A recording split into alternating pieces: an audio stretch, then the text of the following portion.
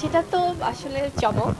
অবশ্যই আমাদের সিনেমার জন্য, চরিত্রের জন্য তো আমাদেরকে অনেকভাবে আপনাদের সামনে হয় বা দর্শকদের সামনে আসতে হয়।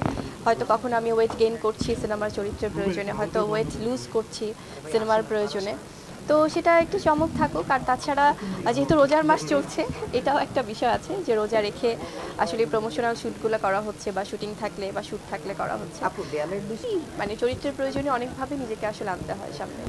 না, আসলে এটা তো খুবই মানে স্পেসিফিকটা যেহেতু বলা যায় না যে না এতটা আমরা টার্গেট ছিল এরকম, সেটা না।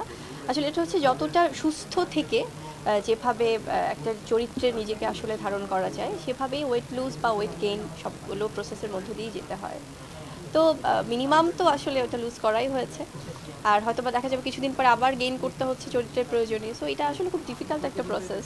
তার মানে হ্যাঁ, মানে বড় ধরনের চমক এখন আপাতত আমাদের ঈদে মুভি রিলিজ হচ্ছে 'দেয়ালের দেশ' এবং 'মায়া' এবং অন্যান্য অনেক সিনেমা রিলিজ হচ্ছে। এটাই আপাতত চমক থাকুক। আসলে একটা বিষয় আমি বলি, যেমন সিনেমা তো আমাদের সিনেমাই। হ্যাঁ? সিনেমার জায়গা থেকে ডেফিনিটলি আমরা সচেতন থেকে অনেক সময় অনেক কিছুই আমরা রিপ্রেজেন্ট করতে চেষ্টা করি দর্শকদের সামনে। কিন্তু কোন ডায়লগ কখন কিভাবে এসেছে, কোন অভিমান, কোন কষ্ট থেকে কোন ডায়লগ বা কোন বিশ্বাস থেকে এসেছে সেটা আসলে ডেফিনেটলি সেই সিনেমা দেখলে বোঝা যায়। সেই কনটেন্টটা পুরোপুরি দেখলে বোঝা যায়। এবং আছে না অনেক সময় আমরা হয়তোবা সচেতনভাবে আমরা সিনেমার গল্প পড়ছি বা দেখছি। আমরা আল্টিমেটলি কিন্তু এখানে আছে মানে বিনোদনটাই আমরা দিতে চাই সর্বোপরি। কিন্তু অবশ্যই আমরা সচেতন থেকে যেন কোথাও কোনো মানে মানুষের কোনো ইমোশনে যেন আঘাত না লাগে সেটাও আমরা ট্রাই করি। সো এটা কনটেন্টটা দেখলে আসলে বোঝা যাবে কেন হয়েছে। তো এক্সপ্রেশন থাকা বা এক্সপ্রেশন লেস থাকা এবং কোনো প্রকার একদম ভাবে যাওয়া, এই বিষয়গুলো খুব চ্যালেঞ্জিং কিন্তু। সো সেটা আমাদেরকে প্রতিনিয়ত এটার মধ্য দিয়েই যেতে হয়।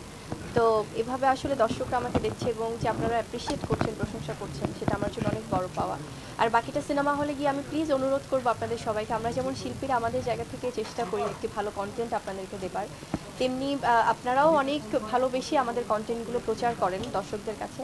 তার পাশাপাশি আমি আমার গত সিনেমার প্রেস মিটেও বলেছি যে আপনারা এত এত ক্যামেরার সামনে আমার এত এত জার্নালিস্টরা, আমার ভালোবাসার এই মানুষগুলো সবসময় আমাদের যে কোনো ইভেন্টে আপনারা চলে আসেন। তো এই মানুষগুলো সবাই মিলে সিনেমা হলে গেলেও কিন্তু আমরা অনেকগুলো শো হাউসফুল পাই। সো এটা আমার একটা হাম্বল রিকোয়েস্ট থাকবে যে আপনারাও ফুল সিনেমাগুলো দেখবেন, এনজয় করবেন।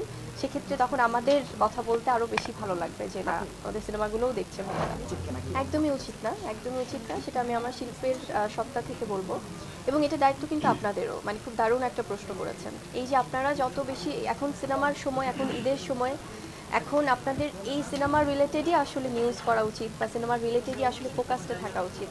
সেক্ষেত্রে আমার মনে হয় এটা আপনাদের দায়িত্বের মধ্যেও পড়ে যে যেন আমাদের এত কষ্ট করে সব ডিরেক্টর, প্রডিউসার সব যারা আমরা আর্টিস্টরা কাজ করছি সেখানে সিনেমার ফোকাসটা সিনেমা রিলেটেড নিউজগুলো যদি থাকে, বেশি প্রসার বা প্রচার হয়, সেটা আমাদের সবার জন্য, আমাদের ইন্ডাস্ট্রির জন্য খুব পজিটিভ আসলে।